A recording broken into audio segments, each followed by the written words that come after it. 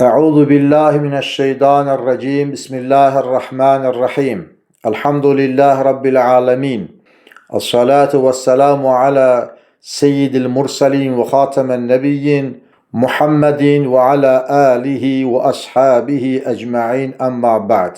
Evvelen ki cihan güneşi Muhammed Mustafa sallallahu aleyhi ve sellem alinin, eshabının, ezvacının, evladının, etbaının, ulema-i izamın, evliya-i ikramın, şühedai İslamın, Peygamberimiz Aleyhisselatü Vesselam'ın güzide sahabeleri Hazreti Ebu Bekir Siddiq, Ekber, Sümme Ali Heydər, ta Ustadım Şeyh Siraceddin Efendi'ye kadar gelmiş geçmiş bütün Allah dostlarının, xüsusən Nəqşibəndiyə, Qadiriyyə, Suhravardiyyə, Burhaniyyə, Kubraviyyə, Çeşdiyyə, Xəlvətiyyə, Rufa'iyyə şeyxlərinin, müridlərinin və onların yolunda olan mühibban, dostan, dərvişan, bəradəran, ixvan cümləsinin və kitablarından faydalandığımız bütün alimlərin və Evliyaullahın yolunda olan, Evliyaullahı sevən bütün müminlərin ruhları üçün və danışacağımız söhbətin qəlblərimiz, ağıllarımız, ruhlarımız, nəfsimiz üzərində təsiri, əsəri olması niyyəti ilə El-Fatiha. Fəxri kainat Muhammed Mustafa aleyhissalatu vesselam yerləri, göyləri öz nübüvvətinin nuru ilə, İslam dininin fəziləti ilə nurlandıqdan, nəşv-nüma etdikdən sonra onu görən sahabələr, dadlı sözünə qulaq asan, nurlu üzünü görən şəxslər dünyadan köçdülər və ondan sonra gələn Peyğəmbərimiz Aleyhisselatü Vesselam'ı görmədən ona iman gətirən müminlərə Allah Teala örnek olarak bir şəxsi, bir zatı bizlərə ikram etdi. Bu Veysel Qarani Həzrətləridir. Veysel Qarani rəhmətullah aleyh və radiyallahu anh və nəvvərallahu qəvrahu öz varlığı ilə Peyğəmbər Aleyhisselatü Vesselam'ı görmədən nə cür yaşamaq lazım olduğunu bizlərə öyrətdi. Həzrəti Veysel Qarani radiyallahu anh Həzrətləri Peyğəmbərimiz Aleyhisselatü Vesselam'ın zamanında yaşasa da Yemen istiqamətində, Qaran kəndində yaşayıbdır, ibadət eləyibdir. Amma Peyğəmbərimiz Aleyhisselatü Vesselam'ı görmək, sahabı olmaq kimi bir nimətə qovuşmayıbdır. Və Peyğəmbər Aleyhisselam'ın zamanında yaşayaraq onu ne cür sevmək lazım olduğunu örnəyini bizlərə öz şəxsi nümunəsində vermişdir. Onun kimliyi barəsində, mövcudluğu barəsində Peyğəmbərimiz Aleyhisselam öz səhabələrinə xəbər verib. Bu, Buxari kimi səhih kitablarda keçməkdədir. Və digər kitablarda da hazırda faydalandığımız kitab Fəriduddin Əttar rəhmətullah aleyh və Quddisə Sirru Həzrətlərinin yazmış olduğu Təzkirətül Evliya kitabındandır. Və çox kitablar onun ne cür bir şəxsiyyət olmasını müəmmalı, ağla sığmayacaq dərəcədə eşq sahibi, əxlaq sahibi bir zat olduğunu bu kitablar bizlərə bildirməkdədir. O elə bir həyat tərzi keçirdib ki, Peyğəmbərimiz Aleyhisselam'dan çox uzaq məsafələrdə yaşasa da, Peyğəmbər Aleyhisselam'ı görməsə də, amma sahabələr onu tanımasa da, amma Peyğəmbərimiz Aleyhisselam onun yüksək müminlik keyfiyyətini, insanlıq, Allah-u Teala'ya qulluq keyfiyyətini bəyan edibdir. Arada Həzrəti Resulullah Aleyhisselam üzünü Yemen tərəfə tutar, sahabələrinin içərisində burnunu çəkər və Rəhmanın nəfəsini Yeməndən alıram deyərək Veysel Qaraninin barəsində və Rəhmanla Allahın nəfəsinin ona təcəlli eləməsindən, feyzlərlə doldurmasından sahabələrini məlumatlandırıbdır. Həzrəti Peyğəmbər Aleyhisselatü Vesselam sahabələri ilə söhbətdə bir dəfə belə buyurub ki, Veysel Qarani dünyada heç kimə bilinmədən, özünü bildirmədən Allah-u Teala'ya qulluq etdiyindən qiyamət gündə də Allah-u Teala 70.000 mələk xəlq edəcəkdir. Və bu 70.000 mələyin tamamı da Veysel Qaraninin surətində olacaqdır. Və 70.000 həmin mələklərə qarışaraq hansının həqiqi Veysel Qarani olduğunu xalq bilmədən Allah-u Teala onu cənnətinə qoyacaqdır.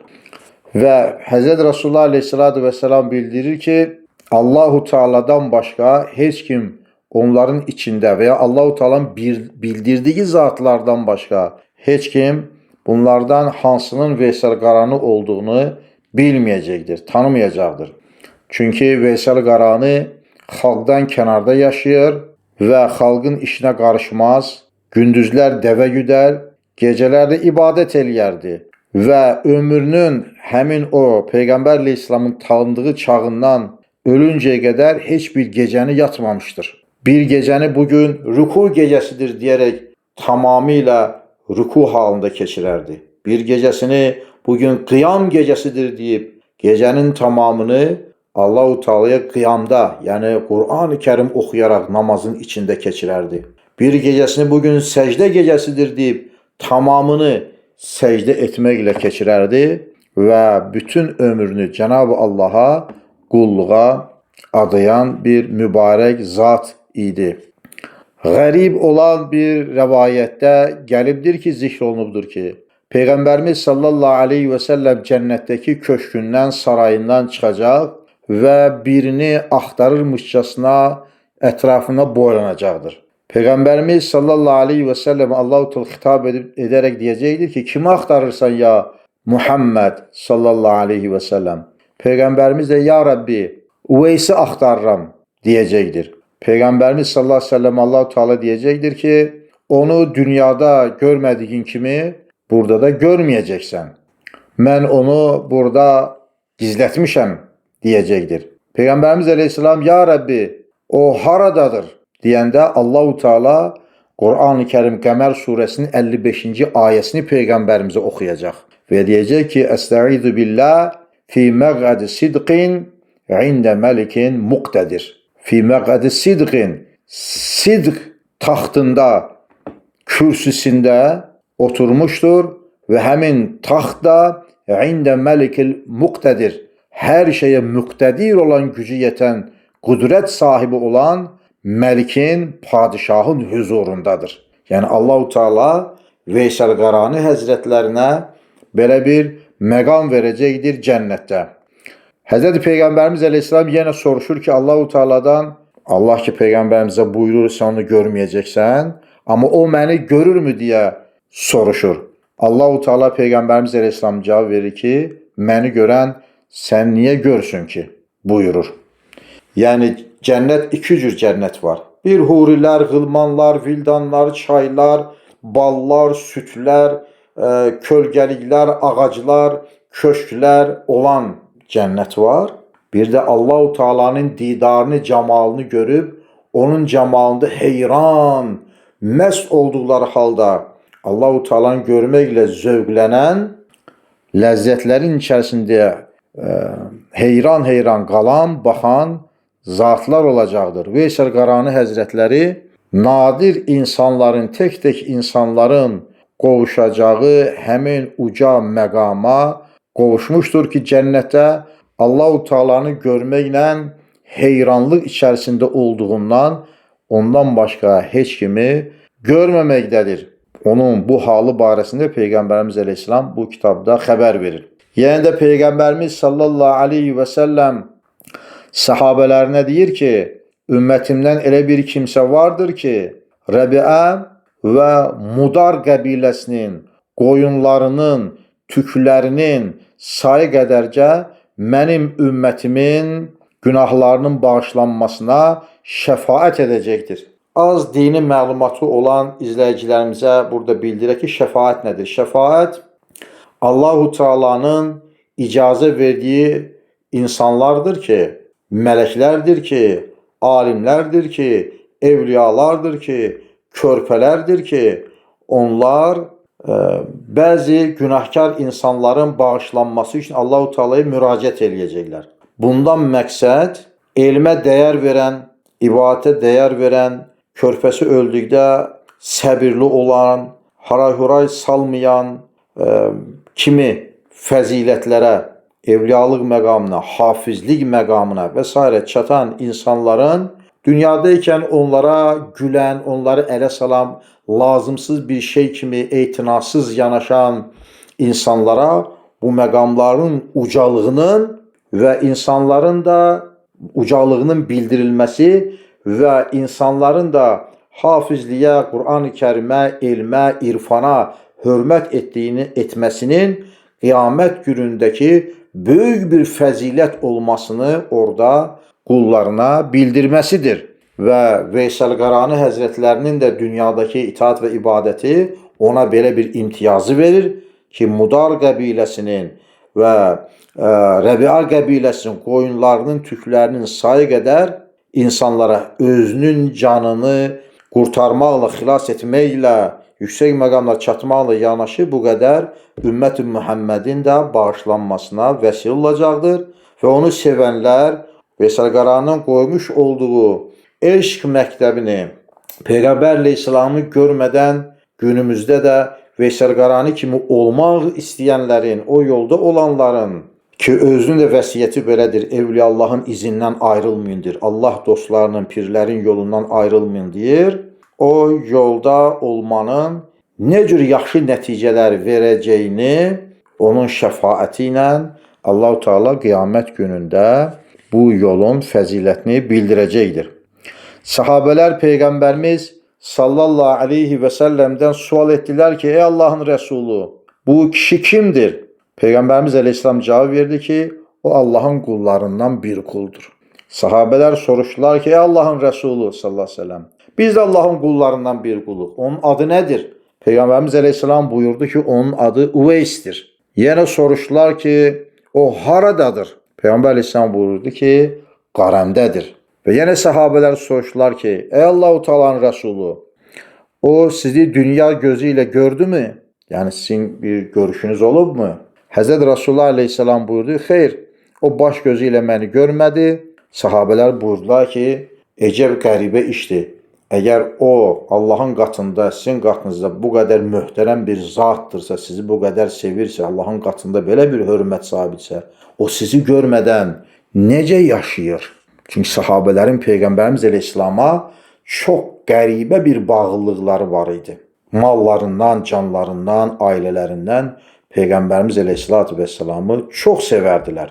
Veysəl Qarani də Peyğəmbərimiz əleyhissalamı görmədən ona xidmət etmək, onun yolunda olmaq, onunla cihadda, onunla namazda, onunla zikirdə, elm meclislərində iştirak etmək, vəhyin 7 qat səmanın üstündən, ərşin altından Cəbrail əleyhissalamın vasitəsilə onun sədri şərifinə, yəni Peyğəmbərimiz əleyhissalamın mübarək qəlbinə nazil olmasına şahid olmaq üçün Peyğəmbər əleyhissalam xidmətinə gəlməməsinin səbəbi nədir əcəba? Deyərək, düşünərək sahabələr Peyğəmbərimiz əleyhissalamdan soruşdular.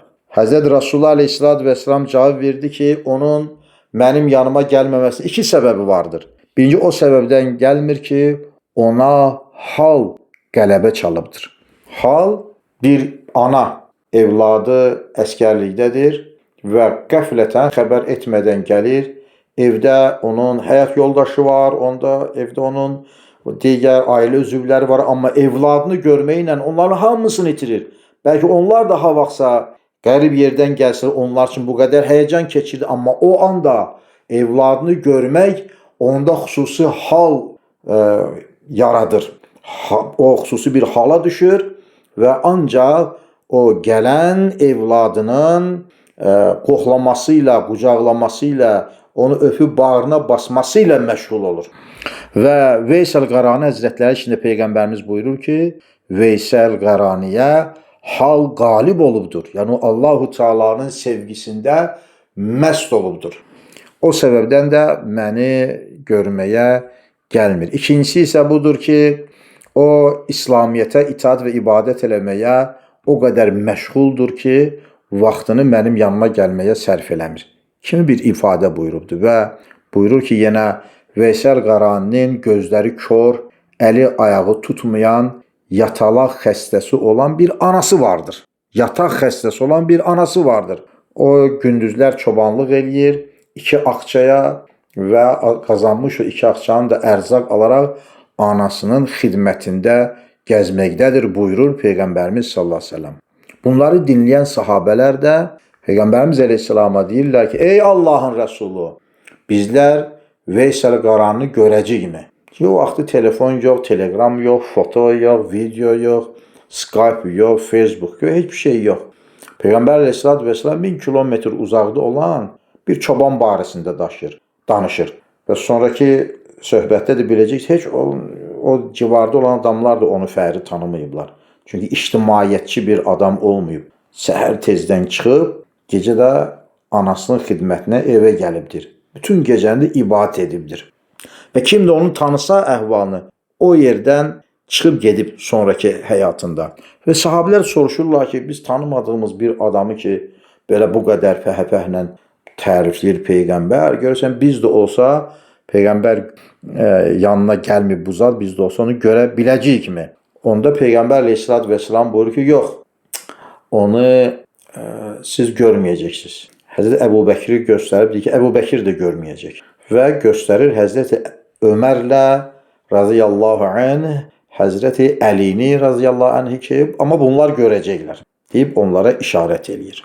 Və Veysel Qaraninin əlamətlərini onlara bildirir. Deyir ki, siz onu görəcəksiniz. Onun bədəni tüklüdür. Yəni saçı, saqqalı filanı çox imiş. Sol yanında və ovucunda alabula bir şey, dəri vardır. Amma bu bərəs xəstəliyi deyil. Yəni ki, alaca deyirik biz. Alaca xəstəliyi deyildir. Bu bir digər xəstəliyin əlamətləridir. Onun yanına vardığınızda, getdiyinizdə ona mənim salamımı çatdırın. Mənim əbamı da, geyimimi də ona verin və ona deyin ki, mənim ümmətim üçün dua eləsin. Düşünün siz, Peyğəmbər əleyhissalatü vesselam ümməti üçün Veysel Qaranın yüksək şəxsiyyətindən dua etməsini təmənni eləyir. Düşünün ki, bu Allah-u Teala'nın qatında necə bir zat möhtərəmdirsə. Yenə Peyğəmbər əleyhissalatü vesselam buyurdu ki, Allahın ən sevgili evliya, təqvalı və gizli olan qullarındandır. Necə ki, bir qudsi hədisdə Allah-u Teala buyurur ki, mənim evliyalarım mənim qubbəmin altındadır. Xüsusi evliyalı bir qubbəsi vardır, mənəvi bir qubbədir. Onlar ancaq mən tanıyıram, məndən başqası onları bilməz. Allah-u Teala'nın tanınan evliya qulları da vardır. Amma elə qullar var ki, xalqın içindədir, xalq onu tanımır. Və onun vəsflərini Peyğəmbərimiz əleyhissalam buyurur. Yenə də Peyğəmbər əleyhissalam səhabələrinə buyurdu ki, Veysel Yəməndə bir çobandır. Onu ayaq izlərindən təqib edin. Üstündə durmaq istədiyim mühüm məsələlərdən də birisi budur. Budur ki, Peyğəmbərimiz əleyhissalam buyurur ki, onu ayaq izlərindən təqib edin. Yəni bir ləpir salır, bir adam harasa gedir, onun ləpirincə gedin deməkdir. Bir adam bir cığırla çox gedir, gəlir, görsən cığır varsa yolla gedirsən, o səni məqsədə, mənzilə çatdırır. Başqa yola ayrılsan, nə bilim, başqa yerə gedərsən, ayı yuvasına gedərsən, dağdan aşarsan, yolu şaşdırarsan. Amma Veysel Qarani və onun simasında olan bütün Allah dostları, sahabələr, peyğəmbərlər başda olma bütün evliyalar hansı yolu açıblarsa, onların evliyaların yolunu təqib etməyi Peyğəmbərimiz əleyhissalatü vesselam bu hədis-i şərifdə bizlərə buyurur.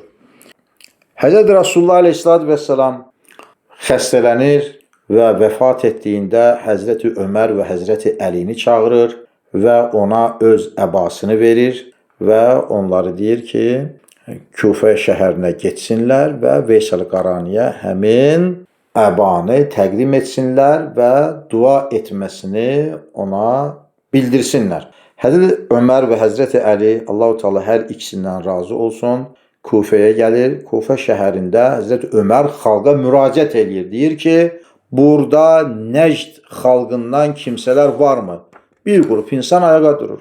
Həzrət Ömər yenə deyir, sizin içinizdə qarəndən olan varmı? Bir veya iki şəxs orada Həzrət Ömərə yaxınlaşır. Həzrət Ömər soruşur, siz Veys haqqında bilirsinizmi? Bu Veys və yaxud da Veysel də deyilir adına. Onu bilirsinizmi? Onlar da deyirlər, belə bir adam yoxdur. Bir də var, çöllərdə yaşayır, qəzmədə günün keçirtir və sizin diqqətinizə şayan olacaq bir belə möhtərəm şəxs deyildir. Amma başqa birisi də yoxdur elə bir adam. Həzrəti Ömər radiyallahu anh məsələni anlayır və Həzrəti Əli radiyallahu anhla həmin istiqamətə yol alır və Ürana adında vadiyə gedir. Ürana Veysəl Qaraninin gündüzlər dəvə otardığı dərədir və gedir, görür ki, Həzrəti Veysəl Qaranı həqiqətən orada dəvə otarır, amma namaz qılır. Mütəmadi ard-arda namaz qılır.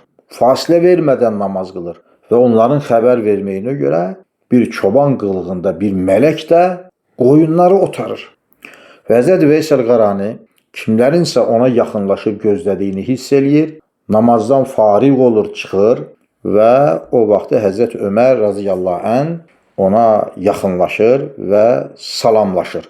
Həzrəti Ömər ondan soruşur ki, sənin adın nədir? O deyir ki, adım Abdullahdır. Abdullah ümumi bir isimdir, yəni Allahın qulu deməkdir. Yəni hər hansı bir Allahın qulu. Həzrəti Ömər də deyir ki, biz hamımız Allahın quluyuq. Amma sənin məxsusi adın nədir? Veysəl Qarani Həzrətləri buyurur ki, mənim adım Uveysdir Qarani. Həzrəti Ömər radiyallahu anh ona deyir ki, sağ əlbi bir göstər baxım və onun əlinə baxır və Peyğəmbər əleyhissalamın o buyurmuş olduğu işarəti Uveys radiyallahu anh Həzrətlərinin əlində görür və Peyğəmbər əleyhissalamın uzaq məsafədən görmədiyi bir adamın yüksək şəxsiyyətini və məşğul olduğu işi və hətta bədənindəki o işarəni də görüb xəbər verməsi səbəbilə Uveysin əlini öpür və ardınca Resulullah sallallahu aleyhi və səlləmin sənə salamı vardır və ümməti haqqında sənin dua etməni sənə söyləmişdir. Uveys Həzrətləri deyir ki, ya Ömər, ümmətin içərisində bu işi görməyə səndən daha layiqli bir kimsə yoxdur. Sən dua et. Həzrəti Ömər də buyurur ki, mən dua edirəm. Lakin Resulullah aleyhissalatü vesselamın vəsiyyətini yerinə yetirmək lazımdır. Və deyib ki, bu əbai şərif, bu köynək Həzrət Resulullahındır. Sənə vəsiyyət eləyib ki, sən onun ümməti üçün dua edəsən. Veysəl Qarani yenə deyir, deyir bir sağva solva insanların arasına bax. Bəlkə onlardan birisidir. Yəni ki, Peyğəmbər əleyhissalamın yanına artıq həmin dönəmdə Yəməndən çox ziyarətə gedib gələn sahabı olan böyük zatlar var idi. Peyğəmbər əleyhissalam yanına gedə bilməmiş, onu görməmiş, bir hədis belə Peyğəmbərdən eşitməmiş bir mən, bir Veysəl onların üzərinə tərcih olunmuş bir şəxs olaraq nə cür ola bilərəm? Həzrəti Ömər radiyallahu anh yenə də Peyğəmbər əleyhissalatü vesselamın işarət etmiş olduğu şəxsin o olduğunu bildirir. Veysəl Qarani Həzrətləri Peyğəmbər əleyhissalamın əbasını mübarək ətinə, canına, bədəninə deyən, gül qoxusu üstünə qonan o əbanı əllərinə alır və ehtiramla üzünə sürtür. Həzrət Resulullahın bədəninin qoxusu hopan o əbanı ciyərlərinə çəkir və göz yaşlarına boğulur. Amma eyninə geyinmir. Bir qədər aralanır tənha yerə, ehtiramla əbanı bir yerə qoyur və səcdə edərək Allahu Teala'dan Muhammed ümmətinin, yəni sənin, mənim bağışlanmamızı Allahu Teala'dan təmənni eləyir. Və ya Rabbi, Resulullahın bütün ümmətini bağışlamadığım müddətcə bu əbanı erginmə geyinməyəcəyəm. Resulullah sallallahu aleyhi ve sellem bu iş üçün Həzrəti Öməri, Həzrəti Əlini, bu iki mübarək zatı mənim yanıma göndərmişdir. Onlar üzərlərinə düşən vəzifəni yerinə yetiriblər. Amma səndən təmənnam budur ki, Muhammed ümmətinin tamamını əfv edəsən, bağışlasan deyərək, göz yaşları ilə, Peyğəmbərin tapşırığı ilə bizim bağışlamamızı Allahu Teala'dan təmənni eləyibdir. Çünki Peyğəmbər əleyhissalam da onun duası müstəcəb olan bir zat olduğunu bilirdi və onun bu imtiyazlarından ümmətinin xeyrinə istifadə edirdi. Və Veysəl Qarani ilham yolu ilə qəlbinə Allahu Teala'nın salması fəlhəməha, fucuraha, təqvaha. Allah-u Teala bəndələrinin qəlbinə neyin fücurat, neyin yəni günah, neyin təqva, yaxşı əməllər, yaxşı hisslər, yaxşı şeylər olduğunu bəndələrinin qəlbinə salır, bildirir. Və Veysəl Qarani Həzrətlərində Allah-u Teala qəlbinə xitab edir ki, Mühəmməd ümmətinin bir qismini bağışladım. Veysəl Qarani, ya Rəbbi, hamısının bağışlanmağını səndən təmənni edirəm, yoxsa əbanı geyinmərəm deyir. Bu vaxt Həzrəti Ömər və Həzrəti Əli radiyallahu anh ki, çox müddət orada o yalvarır, yaxarır, hıçqırıqlarla ağlayır, onun yanına gəlir və onun yanına onların Həzrəti Əbubəkir, Həzrəti Ömər və Əlinin radiyallahu anhumanın Veysəl Qaraninin yanına gəlməsi səbəbilə o başını səcdədən qaldırır və deyir ki, niyə axı mənə yaxınlaşdınız? Kaş ki bir qədər də səbr etmiş olsaydınız. Ümmət-i Məhəmmədin bir qismini Allah-u Teala bağışladı, tamamını bağışlatmaq niyyətindeydim. Bu da Allah-u Teala'nın əlbəttə ki bir hikmətidir. Və əbanı götürür, eyninə geyir və əbanı eyninə geyindikdən sonra bu sözü deyir. Rabiə və Mudar qəbiləsinin qoyunlarının, tüklərinin sayı qədər Muhammed Aleyhisselatü Vesselam'ın ümmətindən insanlar bağışlandı. Necə ki Peyğəmbər Aleyhisselam demişdi, onun demiş olduğu sözü Veysəl Qarani Həzrətləri təkrarladı. Niyə? Söhbətimizdə deyəcək, gələcək saatlarda, dəqiqələrdə Veysəl Qarani Peyğəmbər Aleyhisselam həmhal olan şəxsi, onun kimi olan, aralarında xüsusi rabitə, xüsusi əlaqələr var idi. Mənəvi əlaqələr. Və bu kəlamı da, bu xoş xəbəri də orada bildirmiş olur. Həzrət Ömər radiyallahu anh Veysəl Qarani Həzrətlərinin eynində dəvə yunundan bir paltar, çul kimi, bir kisə kimi bir belə çox xüsusi olaraq tikilməyən bir şey. Və ayaqları yalın, başı açıq bir şəkildə, amma 70 min aləmləri heyrətdə qoyacaq bir biçimdə itaət və ibadət edən halda görür. Onun bu halı Həzrət Ömərə təsir eləyir və Həzrət Ömər sonra Mədinəyə gəldikdə xilafətdən imtina etmək istəyir. Onun kimi olmaq muradı ilə, onun məqamında olmaq muradı ilə sahabələrin, yəni qibtə etmiş olduğu bir şəxs olub Veysəl Qarani Həzrətləri. Orada olan sahabələr ona Həzrət Ömərə deyirlər ki, ya Ömər, bu xilafəti Həzrət Əbubəkir Peyğəmbər Aleyhisselamdan aldı və ondan da sənə dövr olundu. Bu Peyğəmbər Aleyhisselamın əmanətidir. Sənin bir günlük ədalətin 1000 illik ibadət etməkdən daha xeyirlidir. Necə ki Həzrəti Ömərin zamanında dağda qurd cəsarət edib, qoyun sürüsünə girib bir qoyunu parçalayanda həmin çoban ayağa durub deyib ki, Ömər öldü. Soruşurlar, nədən bildin? Deyir ki, bu vaxta qədər Ömər xəlifə olduğu müddətcə qurd sürüyə girməmişdi qorxusundan. Ömər öldü və həqiqətən də Həzrəti Ömərin ölmək xəbəri şəhərdə yayılır ki, onu bir İranlı məcusi qətlə getirdi. Yəni, Veysəl Qarani səhabələrin belə qibtə etmiş olduğu şəxs olubdur. Veysəl Qarani o əbanı eyninə girdikdən sonra üzünü orada olanlara tutaraq deyir ki, Həzrəti Ömər əlini müşayiət edən adamlara, birdən düşünərsiniz ki, mən Ömərdən fəzilətliyəm, amma bu belə deyildir. Həzrəti Ömər və Həzrəti Əli Veysəl Qaraniyə deyirlər ki, sən ki Peyğəmbər Aleyhisselatü Vesselama bu qədər yaxınsan, niyə onu görməyə gəlmədin? Veysəl Qarani Həzrətləri buyurur ki, bu suala cavab olaraq, mən Peyğəmbər Aleyhisselatü Vesselamı dünya gözü ilə görmədim, amma mən onun halı ilə hallandım, onun əhvalının üzərinə. Bir də görürsən ki, mən ailəmin içərisində görürəm, məsəl üçün, onun hər xal ki, sizin də təcrübənizdə vardır ki, nəvədir və ya oğuldur, xasiyyəti eynən atası kimidir. və yaxud da ki, cavanlığında hiss olunmur, amma yaşlaşdıqca baxıb görürsən ki, oğul və ya nəvə babasında, atasında olan xasiyyətləri, mülayimliyimi, sərtliyimi, təmizliyə düşkünlüyümü və yaxud da ki, mərhəmətimi, bunun kimi xasiyyətlər eynən qadın işinə qarışmaqmı, uşaqlara qarşı şəfqətli olmaqmı, neysə, yaxşı və ya yaman hallar, xasiyyətlər ona genetik olaraq keçibdir.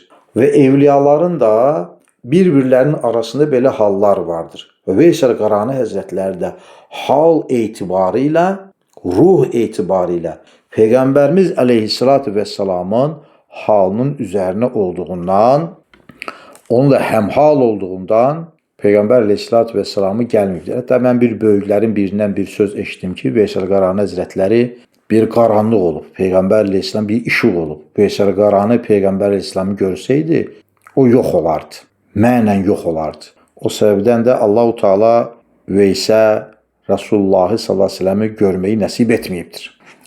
Həzrəti Ömər və Əli soruşurlar ki ondan, daha doğrusu Həzrəti Veys Həzrətləri Həzrəti Əbubəkir, Həzrəti Ömər və Həzrəti Əlidən soruşur ki, siz Peyğəmbər əleyhissalamın halında mısınız? Siz onu sevirsinizmi? Onlar deyirlər ki, bəli, biz Peyğəmbər əleyhissalamı sevirik. Veysəl Qarani onlara deyir ki, indi bu halı deyirəm sizə, izah edirəm. Kitabda yazılan üzrə. Rasulullahın mübarək dişi sınan həmin o hərbdə, həmin o müharibədə ki, kafir Uhud müharibəsində qılıncının tiyəsi ilə Həzrət Rasulullahın üzünə vurur, dəbilqəsinin toxunma dəmri onun sifətinə batır, dişini sındırır və Veysəl Qarani ona işarət eləyir və buyurur ki, onun dişi sınanda siz də dişlərinizi sındırdınızmı? Onunla həmhal oldunuzmu? Onlar təəccüb edirlər bu sözün qabağında. Və Veysəl Qarani Həzrətlərinin ağzını açır və damağını onlara göstərir, ağzını onlara göstərir ki, mən Rasulullahın dişlərinin sınmağını eşitdiyimdə onunla həmhal olduğum üçün, onun bir dişi yoxdursa, mənim heç bir dişim olmamalıdır deyərək, dişlərimi sındırmışam deyərək buyurur. Və bu hal Həzrəti Əbubəkir və Həzrəti Ömər və Həzrəti Əlini ağladır. Və ədəb məqamının, Peyğəmbərlə həmhal olmaq ədəb məqamının eyni bir məqam olduğunu Veysəl Qaraninin bu simasında, əməlində bilmiş oldular. Sevdalanma ədəbi, aşıq olmaq ədəbi bu imiş. Yeri gəlmişkən deyim ki, mən Bakıda oxuyanda, universitetdə bir özünü İmam Hüseyin Həzrəti Əli aşığı hesab eləyən bir şiə qardaş var idi, tələbə yoldaşlardı. O uzun müddət oruç tutardı, xüsusən yay günlərində sıx-sıx oruç tutardı və bu oruç tutmağı da gördüm ki, onu haldan salır. Mən ona dedim ki, bu əziyyəti çəkməkdə məqsəd nədir? Sən niyə belə özünə əziyyət verirsən ki? Onun cavabı 30 il bu işin üstündən keçibdir. Bugün də mənim xatirimdədir ki, belə cavab verdi. İmam Hüseynin Aşurada, Kərbəla hadisəsində çəkmiş olduğu əziyyətin bir nəbzəsini, bir halını özümdə hiss etmək istəyirəm. Bu çox böyük bir məqamdır. Bu çox böyük bir işdir. Əsl aşıq bunun kimi olur. Yəni sözlə yox, halla onu hiss eləmək. Onun üçün də İmam Hüseynin də bir sözü var imiş. Deyir ki, isti günlərdə kim soyuq su içsə mənə salam versin. Onun üçün də su içəndə, suyun ləzzətini özündə, ciyərlərində hiss eləyəndə Əssalamu aleyki ya Əba Abdillah Hüseyin deyərək İmam Hüseynə salam verməkdə fayda vardır. Niyə? Çünki onun kimi olmaq, onun əhvalı ilə, onun halı ilə hallanmaq, bax bu deməkdir. Bu Veysəl Qarani Həzrətləri də dişini sındırmaqla Peyğəmbərin bir dişinin sınmasını öz halında bildirmiş olur. Səhabələri ağlatacaq bir hal. Həzrəti Ömər deyir ki, ey Veysəl, mənə dua et, mənə rica edirəm, mənim üçün dua et. Veysəl Qarani Həzrətləri də buyurur ki, ey Ömər, mən hamı üçün dua edirəm və deyirəm ki, Allahümme gfirli ve li valideyye ve lil mu'minine yevme yekumul hisab. Bu İsmail Aleyhisselamın duasıdır. Kur'an-ı Kerim'de vardır. Ey Rabbim, məni, atamı, anamı ve bütün müminleri hesaba çekilen o kıyamet gününde bağışla duasını ben edirəm. Sen de müminsen bu duadan öz hissəni alırsan. Amma çalış ki ölüm ayağına, ölüme kadar, ölüm anına kadar imanını mühafizə edəsən. Yəni çalış ki dünyadan imanla çıx. Eğer imanla çıksan, benim etmiş olduğum bu dua sen gelip orada tapacaq. Yani bu kadar 1400 ildə peygamber ve evliyalar ve bütün salihler namazlarında, dualarında Allahümme gfirli ve li valideyye ve lil mu'minine yevme yekumul hisab ve yaxud da ki ekseriyetinizin bildiği Allahümme gfir lil mu'minine vel mu'minat vel muslimine vel muslimat el ihyai minhum vel envat. Ya Rab bağışla mümin kişi ve kadınları. Ya Rab bağışla Müslüman kişi ve kadınları. Onların ölü halda da olsalar, eğer ölüblərsə də, eğer diridirlərsə də, əffələ bağışla duasını ki ediblər. Bu kadar 124 bin peygamber, 124 bin sahabe, 124 milyon evliya, 124 milyard müminler, salihler namazlarında, dualarında, münacatlarında bize sadece olarak mümin olarak qalmaq lazımdır. Eğer qalmış olsak bu kadar duaların içine bir de girmiş olarıq ve imanla bu dünyadan Allah'ın rəhmətiyle, Allah'ın hidayetiyle, Allah'ın bəxşiyle dünyadan çıktıkta bu kadar dualar bizler inşallah orada tapacaqdır. O cümleden de Veysel Qarani kimi böyük bir evliyanın duası. Onda Hazreti Ömer deyir ki, mənə nəsihət elə. Veysel Qarani buyurur ki, sen Allah'ı tanıyırsanmı? Hazreti Ömer deyir, əlbəttə tanıyıram. Eğer deyir Allah'ı tanıyırsansa Allah'tan başkasını tanıma. Məsləhət budur. Yeni nəsihət elə ya Veys. Veysel Qarani deyir ki, Allah səni tanıyır mı? Deyir ki, əlbəttə ki Allah məni tanıyır. Veysel Qarani deyir ki, əgər səni Allah tanıyırsa, çalış ki başkaları səni tanımasın. Bu çok büyük bir nəsihətdir. Ey Veysdir Hazreti Ömer. Biraz səbirli ol, ben sana bir şeyler verim. Çünkü gəzmədə yaşır, üstü başı törüm töküldü, heç nə yoxdur. Bir şeyler vermek istəyir ona. Pul qəbilindən mi və yaxud ərzaq qəbilindən hər neysə. Veysel Qarani bunu görür ve yaxasından 2 akça çıxartır. Ve göstererek deyir ki, benim bu 2 akçam var. Sabaha kadar bu akçanı özüm üçün xərcləyib ölməyəcəyimə dair mənim əlimdə bir zəmanət varmı? Eğer yoktursa o şeyler de mənə lazım değil. Artık sizin gedən vaxtınızdır. Ve Hazreti Ömer ve Hazreti Əlini oradan yola salır. Bu hadiseden sonra Veysel Qarani xalq tərəfindən sevgi və hörmətlə tanınmış olur. O isə ki, yanına çox gəlib gedir xalq. Xalqın ona ehtiram etməsini, xalqın ona, məsələn, biz vərdiş olmuşuq ki, biz şəxsiyyətimizlə İslam dinini izzətləndirmirik. İslamın izzəti ilə oradan bir pay, oradan mənfəətlənmək istəyirik. İstəyir maddi, istəyir mənəvi. Allah-u Teala bizləri islah eləsin.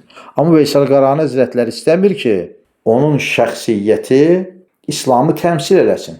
O İslamla izzətlənib və İslamı izzətləndirib və xalqın onun yanına gəlməsini arzu eləmir və oradan yaşadığı yerdən çıxır gedir. Hər hal ki o vaxta qədər də belə məlum olur ki, anası vəfat edib. Və bu hadisədən sonra Hərəm İbn Həyyan adında bir tabiindən böyük bir zat, möhtərəm bir alim, sahabələrlə durub oturan, yüksək mənəviyyət sahibi olan bir şəxs Veysel Qarani Həzrətlərini görmək halı hissi ona qələbə çalır və Veysel Qarani Həzrətlərini görmək üçün onun yanına gedir. Və çox axtarmaqdan, soruşturmaqdan sonra onu Fərat çayının kənarında dəstəmaz aldığını və paltar yuduğunu görür. Paltarlarını yumağını görür. Və deyir ki, mən deyir, həməndir onun yanına gəldim və onu tanımaq üçün bildirilən o əlamətlər ki var, onları onun üzərində gördüm və ona salam verdim, salamımı aldı və əlini tutmaq istədim, əlini vermədi. Məndən ey Veys, Allahın rəhməti sənin üzərində olsun. Necəsən? Deyib soruşdum və baxdım ki, çox arıq, çox zəif, saçı saqqalı bir-birinə qarışmış, halsız bir halda, çox zəif bir halda onun əhvalını gördüm, ağladım.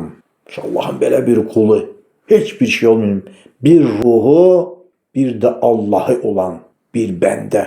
Ağladım. O da mənə baxıb ağladı, deyir. Və mənə dedi ki, ey Heyyan oğlu hərəm, Allah-u Teala sənə uzun ömürlər versin. Niyə gəlmirsən? Bura gəlməkdə məqsədin nədir? Mən heyrətlər içində qaldım. Birinci dəfə idi onu görürdüm. O da məni. Ona dedim, ey Veys, mənim və atamın adını hardan bilirsən? Məni necə tanıdın? Diqqət, bura möhtərəm cəmaat. Veys el-Qarani cavab verir. Elmin sahibi və hər şeyi bilən Allah-u Teala sənin gəlməyi mənə xəbər verdi. Evliyaların halları. Ruhum da sənin ruhunu tanıdı. İmam Gazali İhya-ül-Ümmüddin kitabını yazır ki, bəli, ruhlar aləmində biz dünyaya gəlməmiş, bölük-bölük bizim ruhlarımız bir yerdə olubdur və insanlar dünyaya gəldikdə ruhlar havada bir-birinə qoxnaşı bir-birlərini tanıyırlar, bilirlər. Bunun da İslam tarixində çox örnəkləri vardır. Bu barədə inşallah əgər tələb etsəniz bir söhbət qurarıq. Buyurur Veys el-Qarani. Və möminlərin ruhları bir-birlərini tanıyırlar deyir. Mən də Veys el-Qaraniyə dedim ki, mənə bir hədis nəql et. O da deyir ki, mən Peyğəmbər əleyhissalamı görmədiyim üçün ondan birbaşa hədis eşitməmişəm. Mən də eşitdiklərim onu görən insanlardandır və mənim kiməsə vəz eləmək, kiməsə nəsihət eləmək bir əhvalım yoxdur. Mənim halım ancaq öz nəfsimi islah etmək üçün çalışmaqdır buyurur. Onda mən də heç olmasa mənim üçün bir ayət oxu. Veys el-Qarani Həzrətləri də Qur'an-ı Kərimdən bu ayət-i cəlləni Zariyət surəsinin 55-ci ayəsini oxuyur və deyir ki, Estaizu billah və mə xalaqtul cinnə vəl-insə illə liyəbudun. Allah-u Teala bu ayda buyurur ki, mən cinləri və insanları başqa bir şey üçün, məqsəd üçün yaratmamışam. Ancaq onların edəcəyi iş mənə qulluq etməkdir. Və bunun kimi qulluqla əlaqədar bir neçə ayət cəllə oxuyur. Söhbətimiz uzun olmasına, bərəkət olsun bir ayət oxudum. Digərlərini oxumuram. Və bu ayətləri oxuduqdan sonra nərə çəkərək yerə yıxılır. Yəni, məsuliyyətini, qul olmaq məsuliyyətini Həzrəti Veys el-Qarani bütün anlamında dərk eləyibdir. Allaha qul olmaq. Nə ki, valideyn olmağın məsuliyyətini hiss eləyir. Bir kişi öz yoldaşına, həyat yoldaşına ər olmaq, kişi olmağın namus baxımından, hər baxımdan məsuliyyətini anlayır. Eybəcər insanların, eybəcər əxlaqlı insanların içərisində bir qadın ona olan təklifin qarşısında bir ana olduğunun, bir həyat yoldaşı, bir qadın olduğunun, bir müsəlman olduğunun, onu görən Allahın, onu yazan mələklərin olduğunun məsuliyyətini anlayır. Və necə ki, nərə çəkir, ağlayır və o günahdan uzaq durur və yaxud da ki, atalıq və yaxud da evladlıq vəzifəsini haqqı ilə yerinə yetirir. Veys el-Qarani Həzrətlərini bu his, məsələn, biz bir kişi olaraq, bizi dinləyəmirsən, qadınlar bir qadın olaraq çəkmiş olduğum misaldan bu məsuliyyətini anlayırıq. Veys el-Qarani da Allahın bəndəsi olmaq və ona bəndəçilik etmək məsuliyyətini anladığından nərə çəkib yerə yıxılır ki, mən yəni nə dərəcədə bu işi, bu vəzifəni doğru yerinə yetirirəm. Və Veys el-Qarani Həzrətləri öz halına qayıtdıqdan sonra, ayıldıqdan sonra deyir ki, ey Həyyanın oğlu hərəm, axı sən bura niyə gəlmisən? Mövzu nədir? O da deyir ki, sənlə bir qədər yoldaşlıq etmək, sən əhvalından, halından hissədar olmaq istəyirəm. Məsəl üçün Peyğəmbərimiz əleyhissalatu vesselam buyurur ki, "Ən-nəzəru ilə vəchi Ali ibadətun." Əlinin üzünə baxmaq ibadət. Əldən dərs almaq ibadət edilmir, o başqa bir şeydir. Əlinin yol yoldaşı olmaq, əlinin tərəfdarı olmaq. Allah üzünü kəramətli qılsın, Allah dərəcəsini ucələsin. Sadəcə üzünə baxmaq. Bu özü də ibadətdir.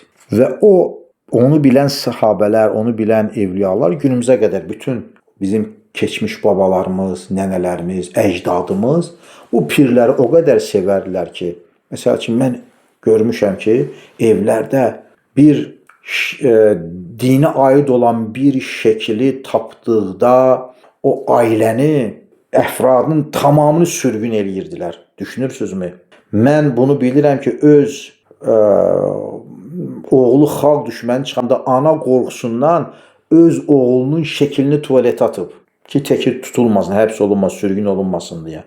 Amma xalqımız o evliyaların, məsəl üçün Ərəgah əfəndilərinin, Əblab əfəndinin, İsmail əfəndinin, Həmdullah əfəndinin şəkillərini qoyunlarında, divarların içərisində gizlində saxlayırdılar.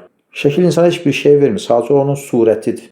Yəni o şəkillər orada evlərində olanda və ya onlara aid əşyalar, məsəl üçün burada arxada görmüş olduğu əşyalar, Əblab əfəndinin təsəyidir, Əblab əfəndinin pul kisəsidir, İsmail əfəndi yoldaşın, xanım bacının dəsmalıdır, İmam Rabbani Həzrətlərinin qəbrinin üstündən olan örtüydür. Sonra Məhəmməd Zahid Qudsə Sürrü Həzrətlərinin şamdanıdır. Bunlar bizə onlarla həmhal olmağa vəsilə olan əşyalardır. Və burada da həmin Həyyan oğlu Hərəm də deyir ki, sizin yanımıza gəlməkdə məqsədim budur ki, sizinlə yoldaşlıq eləyim, sizinlə həmhal olum, huzur tapım. Veysel Qarani Həzrətləri də dedi ki, ona Allah-u Teala'nı haqqı ilə tanıyan birisi, əgər sən həqiqətən Allah-u Teala'nı tapmışsan deyə Veysel Qarani tapıb, ondan başqası ilə necə huzur tapar və təskin olar ki, mən elə birini görmədim, belə birisini də tanımıram. Çünki Veysel Qarani Həzrətləri Allah-u Teala'da məsd heyran olan birisiydi, Peyğəmbərlə həmhal olan birisiydi. Yəni təvazu eləyir orada ki, mən yanıma gəlmişəm, məndə ilişib qalma. Məndən o tərəfə get. Resulullah'a get. Həzrəti Allah'a get. Mən də ey Veys, mənə biraz nəsihət elə. Həzrət Veysin nəsihəti əlbəttə ki, bizim üçün də aktualdır. Nə deyir? Deyir ki, yatdığın zaman ölümü yastığının altında bil. Durduğun zaman ölümü başının üstündə bil. İşlədiyin günahın kiçik olmağına arxayın olma. Kimin nəzərinin, gözünün nəzarətinin altında o günahı işləyirsən, ondan qorx. Əgər günahın kiçik olduğuna etinasızsansa, bu Allaha etinasızsan deməkdir. Nəsihət eləyir. Başqa bir nəsihət də elə mənə deyir. Veysel Qarani Həzrətləri deyir ki, ey Həyyan oğlu Hərəm, bunlar sənə bəs deyilmi ki, sənin atan Adəm ölübdür. Sənin anan Həvva ölübdür. Nuh ölübdür. İbrahim ölübdür, Musa ölübdür, Muhammed Mustafa ölübdür, Əbu Bəkir Siddiq ölübdür, Ömər də bugün ölübdür. Vay Ömərim, vay deyir. O zat Həyyan deyir ki, Həyyanın oğlu Hərəm deyir ki, ey Veys, mən Öməri axırıncı gələndə minbərdə, məsciddə danışan görmüşəm, namaz qıldıran görmüşəm. Ömər ölməyib. O deyir ki, cavab verir ki, Allah-u Teala mənə Ömərin indi öldüyünün xəbərini verdi. Sonra mən də sən də öləcək deyir. Sənə nəsihətim bu olsun ki, ey Həyyanın oğlu Hərəm, hər zaman Qur'an-ı Kərimi öndə tut həyatında. Salih kişilərin yolundan ayrılma. Pirlərin, evliyaların, salih kimsələrin, yaxşı kimsələrin yolundan ayrılma. O qədər yol təklif eləyəcəklər ki, biri gəlib deyəcək ki, mən sizi kommunizmə aparıram. O biri deyəcək ki, mən səni işıqlı yola aparıram. Biri deyəcək ki, mən feministəm. O biri deyəcək ki, mən sosialistəm. O biri deyəcək ki, mən tamam başqa bir şeyəm. O biri gəlib deyəcək ki, o evliyaların yolundan getmə. Mənim dalımca gəl, mənim ardımca gəl. Deyir, salih, mömin, zahid, təqva sahibi kimsələrin yolundan ayrılma, onların yolu ilə get. Ölümü hər daim xatirində tut və qövmünə də bunu nəsihət elə. Allahın Cəllə Cəlaluhunun yaratdıqlarına ögüd ver və əhl-i sünnət yolundan ayrılma. Əks təqdirdə dinindən çıxarsan, bu şeyləri eləməsin və qəlbin İslamiyyətə qarşı soyuyar. Və mənim üçün bir miqdar dua etdikdən sonra, ey Həyyanın oğlu Hərəm, indi buradan get. Artıq nə sən məni görəcəksən, bundan sonra nə də mən səni görəcəyəm. Dediyi bir qədər yol aldı. Yol alanda mən istədim ki, onu ötürüm. Ötürüm ki, yenə də qənimət bir qədər ondan, halından istifadə eləyim və buna icazə vermir. Bunun kimi böyük zatlar, şəxsiyyətlər onu axtarmaqda, onunla görüşməkdə intizarında olublar və çalışıblar. Bunlardan birisi də Rəbi İbni Heysəm adında rəhmətullah aleyh bir zatdır. O da deyir ki, Veysel Qaranini görənlərdən birisidir. Həyəcan içərisində Veysel Qaranini görməyə getdim. Yanına çatdığımda sabah namazını qılmalıydı. Sübh namazını qıldıqdan sonra dua elədi. Təsbihlər çəkdi. Sonra zuha namazını qıldı. Sonra işraq namazını qıldı. Sonra təsbihlər çəkdi. Sonra kuşluq namazını qıldı. Sonra dualar elədi. Bu minvalla günorta namazı. Sonra günorta namazını qıldı. Sonra təsbihlər çəkdi. Sonra zikirlər etdi. Sonra dualar etdi. Sonra ikindini. Bu minvalla 3 gün bu insan, gedən zat Rəbi İbni Heysəm radiyallahu anh, ona yaxınlaşmaq, onunla danışmaq, onunla nəsihət almaq istəyib, amma ona yaxınlaşa bilməyib. Və 3 günün tamamından sonra 4-cü gündə Veysel Qarani əllərini qaldırıb və deyib ki, Ya Rəbbi, çox yatan gözdən və doymayan nəfsdən sənə sığınıram. Mən dəhşətə gəldim. Bu təri, cılız, arıq, gecə-gündüz itaat və ibadət eləyən, xalqa qarışmayan, ancaq Allahla məşğul olan, Peyğəmbərlə həmhal olan adam əgər bu duanı edirsə, bundan başqa nəsihət mənə lazım deyil. Və oranı tərk etdim və dala qayıtdım. Bu mənim üçün bəs oldu. Veysel Qarani radiyallahu anh ömrü boyunca tam mənası ilə bir gecə yatmayıb. Gecələr ancaq itaət və ibadət eləyibdir. Veysel Qarani həzrətlərindən soruşurlar ki, ey Veys, sabaha qədər tək hal üzərində nə cür dura bilirsən? Tək hal nə deməkdir? Tək hal budur ki, tam ki, mən də dururam ki, mən bu gecə yatmayacağım, əhya saxlayacağım, ibadət eləyəcəm. Gəlir saat 12 olur, 2 olur, görürəm ki, yuxu məni bastı və halım dəyişdi. O həyəcan ki, məndə var idi, mən Allaha ibadət eləyəcəm, o həyəcan məndə soymağa başladı. Sonra yuxu mənə qalib gəlir, ya bəlkə biraz yatım düşüncəsi gəlir. Sonra birazdan bəzi hədislər yadıma düşür ki, Allahu Teala'nın rəhməti dünya səmasına nazil olaraq yoxdurmu məndən bağışlamaq diləyən, yoxdurmu məndən ruzu istəyən deyir və biraz da məni həyəcanlandırır və mən istəyirəm ki, ibadətimə davam edeyim. Və bu hal məndə dəyişmiş olur. Belə düşünürəm ki, hamıda da belədir. Amma Veysel Qarani həzrətlə belə olmayıb. Tək hal üzərinə, nə cür ki, əvvəldən istəyib, gecənin tamamını həmin qayda üzərinə ibadət edibdir. Sən bunu nə cür bacarırsan deyib soruşurlar. Və o da deyir ki, istəyirəm ki, səmada olan mələklər kimi olum. Necə ki, bütün mələklər, bəziləri rükuda, bəziləri səcdədə, bəziləri qiyamda, bəziləri qu'udda, Allah-u Teala'ya Qur'an-ı Kərim oxumaqla, zikirlər çəkilməni tamam məşğuldular, başqa şeylə məşğul deyirlər. Deyir, özümü onlara oxşatmaq istəyirəm, çalışıram ki, onlar kimi olum deyib cavab verir. Ey Veys deyib soruşulub, namaz qılarkən xuşu nə deməkdir? Namazı Peyğəmbər ismi əmr edir ki, xuşu ilə qılın. Veysel Qaraninin cavabı, namaz qılarkən kimsə sənə bir nilzə atsa və nilzə sənin kürəyindən girib döşündən çıxsa, namaz qıldığın halda sən onu hiss etməməlisən. Xuşu budur. Təsəvvür edin ki, bu halı əldə eləmək necə gözəl bir şeymiş. İmam Səccad, İmam Hüseynin balası, Allah-u Teala sirrini təqdis eləsin, himməti üzərimizdə daim olsun. Səcdə halını, çox səcdə etdiyi üçün ona İmam Səccad deyiblər. Evi yanıb, evində yanğın olub.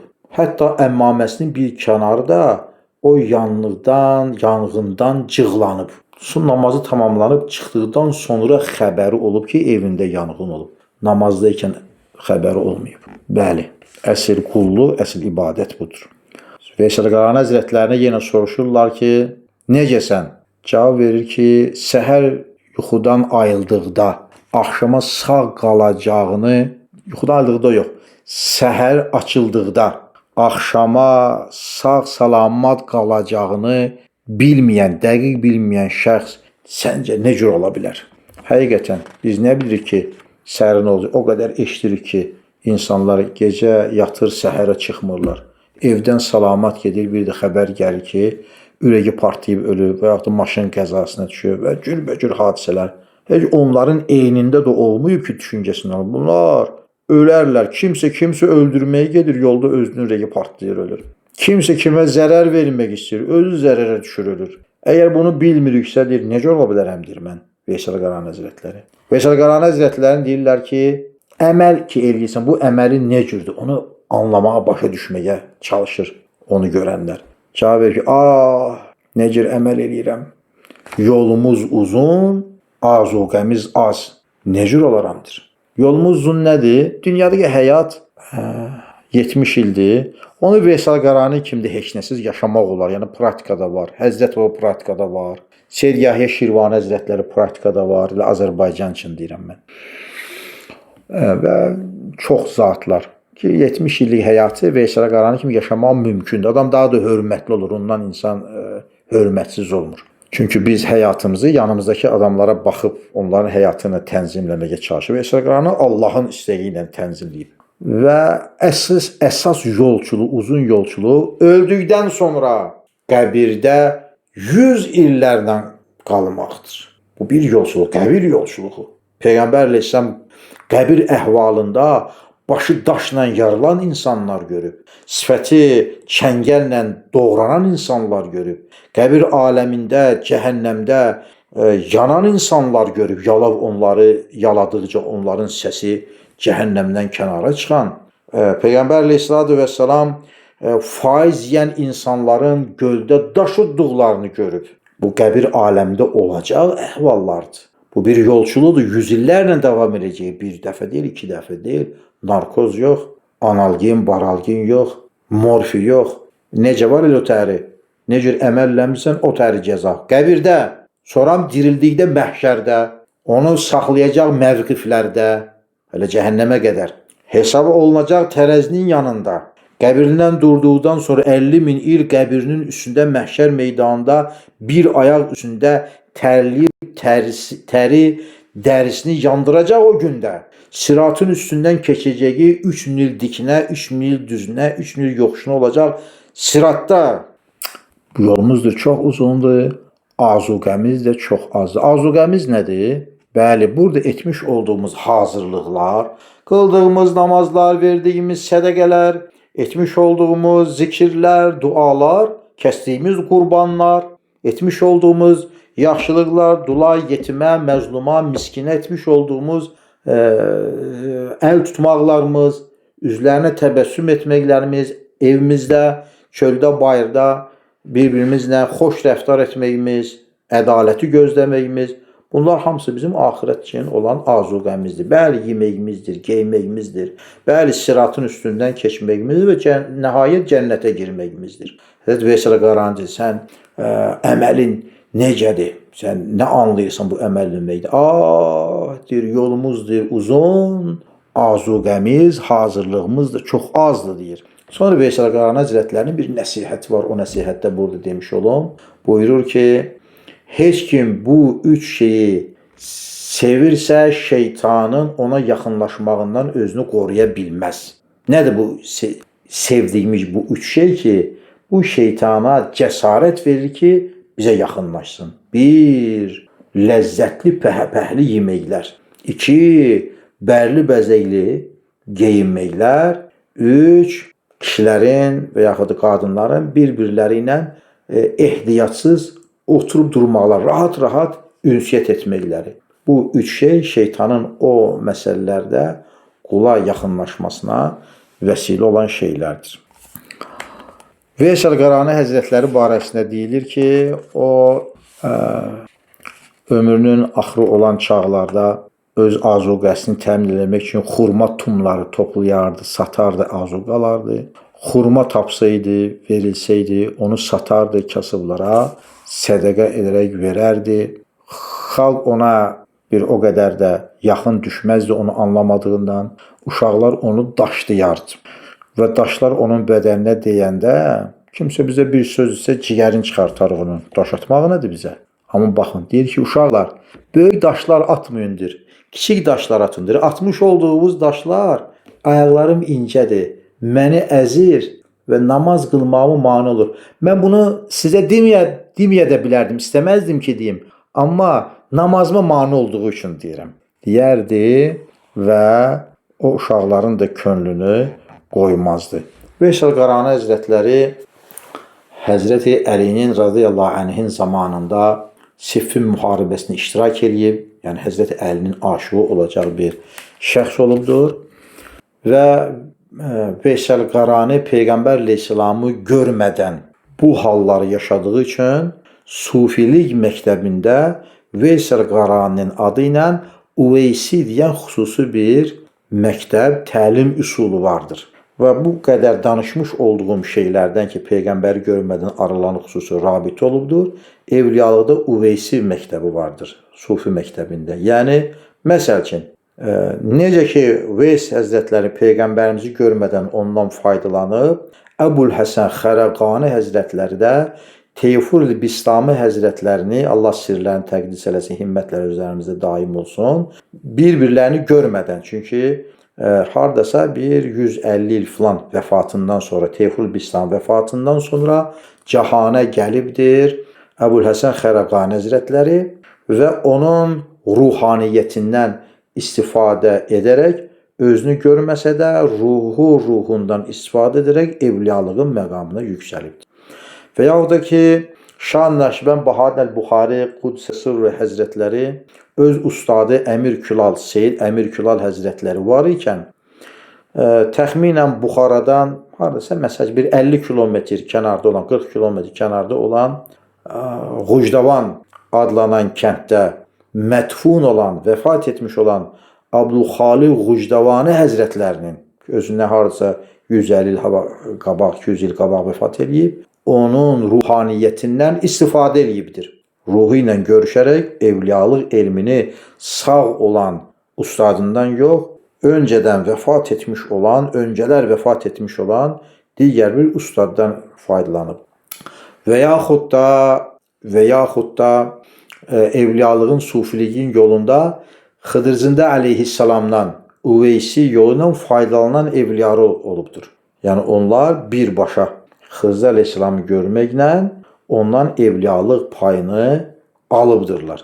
İnşallah, əgər tələb etmiş olsanız, Xızır əleyhissalamla da əlaqədar bir söhbət xatirinizə ərz edərəm, sizə xidmət etmək və onların barəsində danışmaq bizim üçün böyük bir şərəfdir. Yəni, evliyalıqda da Veysel Qarani Həzrətlərinin məktəbi davam etməkdədir. Buna da Uveysi məktəbi yolu deyilir.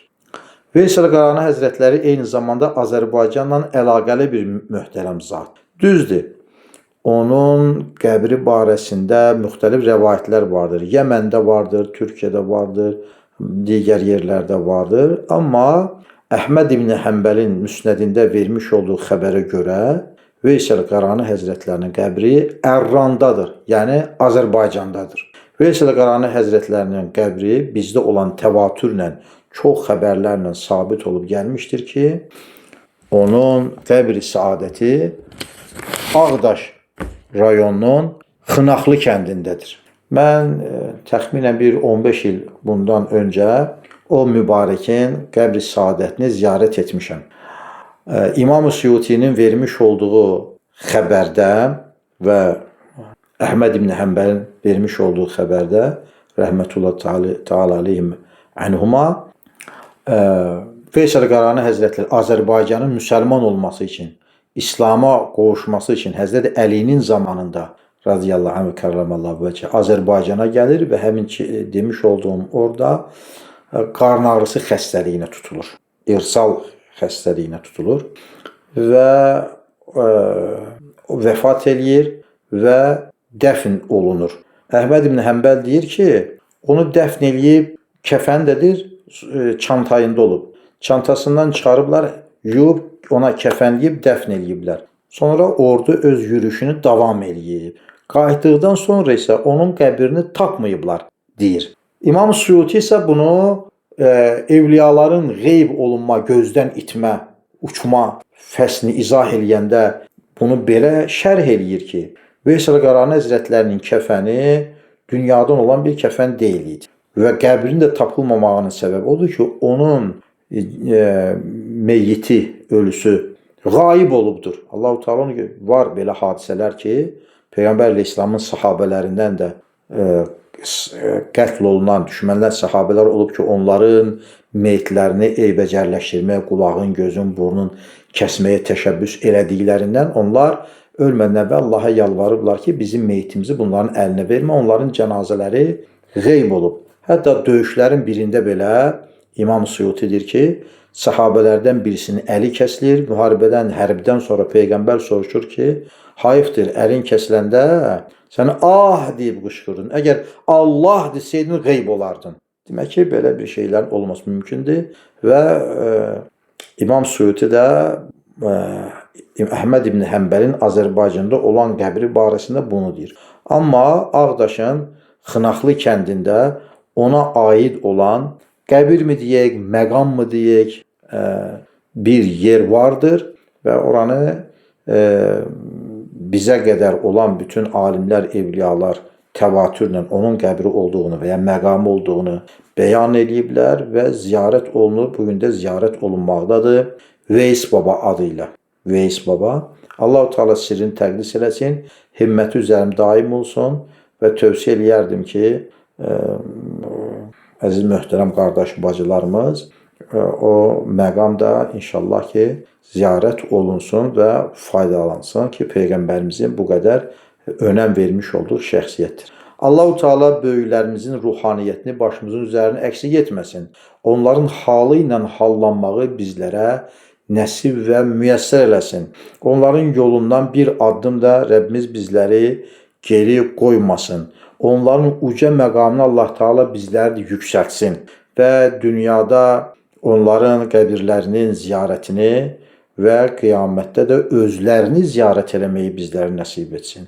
Burada onları sevmişik, onların sevdası ilə bu söhbətləri, meclisləri qurmuşuq. Təmənni edirəm ki, Cənab-ı Allah bunları bizim dəftər əmalımıza yazsın və cənnətdə də onlarla həm meclis, həm süfrə olmağı, Peyğəmbərimizin həmcidar olmağı cümləmizə nəsib və müyəssər eləsin. Veysəl Qarani Həzrətlərinin və bütün məşayix-i zəvil ehtiram həzrətlərinin ruhaniyyətlərinin başımızın üstündə olması və bizdən xəbərdar olması və olduqları o uca məqamda bizim də adımızı tutaraq bizim barəmizdə Allah-u Teala'ya dua etməklərini murad və niyaz edərək Fatihə surəsindən meclisimizi və söhbətimizi bağlayıram. El-Fatiha.